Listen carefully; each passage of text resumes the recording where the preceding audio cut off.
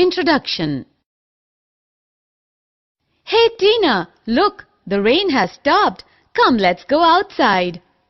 The weather is so pleasant.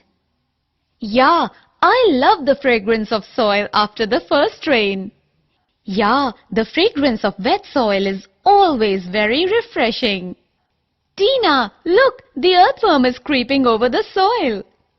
Yeah, these earthworms come out of the soil after the rain. You mean to say that these earthworms live in soil? Yes, Simran, soil is a home for many living organisms. It has many nutrients also. It also has the capacity to hold air and water. Wow, that's so interesting. I want to know more about it. Objectives. At the end of this lesson, you'll be able to define soil, explain the formation of soil, describe soil profile, discuss types of soil, understand soil erosion, learn different properties of soil. What is soil? Soil is the uppermost layer of the earth's surface which supports life, and it is found everywhere. But have you ever thought why soil is so important? Well, soil is needed for the growth of plants. It binds the roots of plants tightly and supply water and other nutrients to the plant. Without soil, we cannot obtain food. Moreover, many living organisms live in it. So we can say that soil is very essential part of our life. Soil formation. Can you tell how does the soil form? Well, soil was formed over a very long period of time. Large rocks were broken down into smaller pieces and finally to soil by the action of wind, water and climate in a process called weathering. Also, decaying of dead plants and remains of animals made the soil thick and rich, and eventually it became support for life. Soil composition. Soil is a mixture of water, air, parent material and organic matter. Over time, these four components combine together to form healthy, fertile soil. Don't think that soil composition is same at every place. It depends on the rock from which it has been formed and the type of vegetation that grows on it. Soil profile. Soil is made up of different layers called horizons. Each horizon has its own characteristics.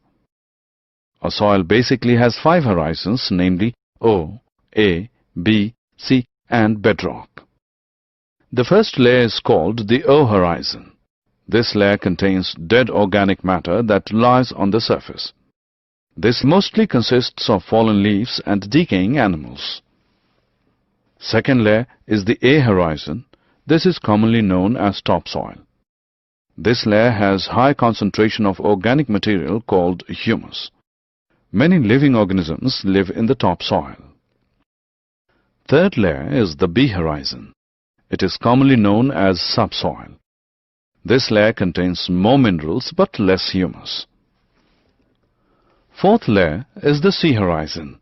This layer is rocky and made up of weathered rocks. Nutrients concentration is low in this layer.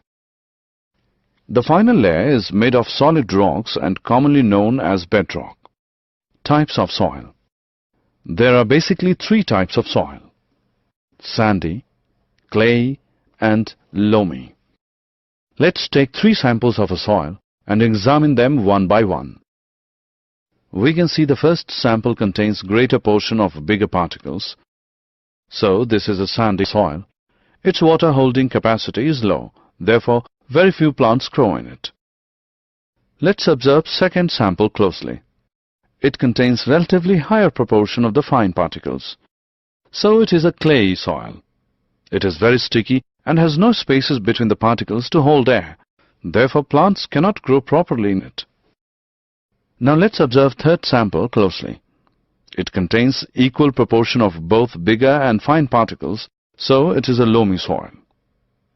Among all the 3 soils, loamy soil has humus in it, which makes it fertile.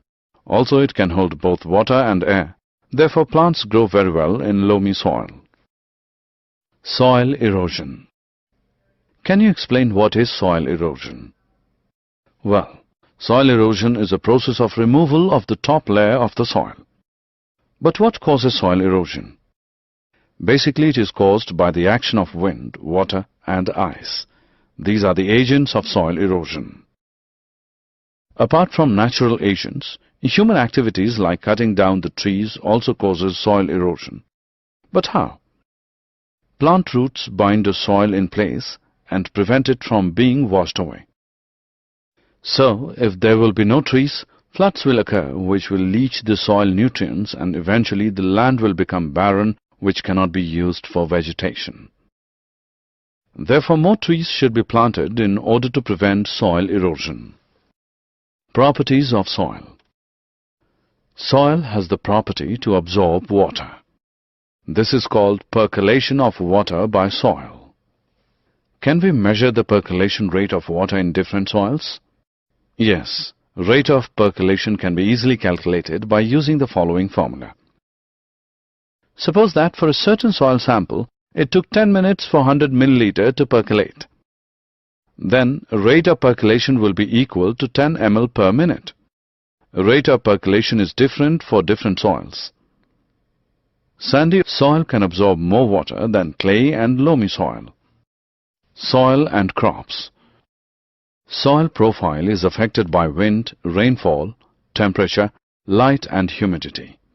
These factors determine the type of vegetation grown in that region. India is a vast country. Different types of soils are found here. Let's see type of vegetation grown on these soils.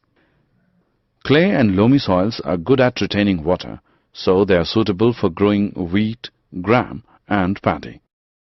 Cotton is grown in sandy loam soil, which can drain water easily and can hold plenty of air. Summary. Let us summarize what we have learned.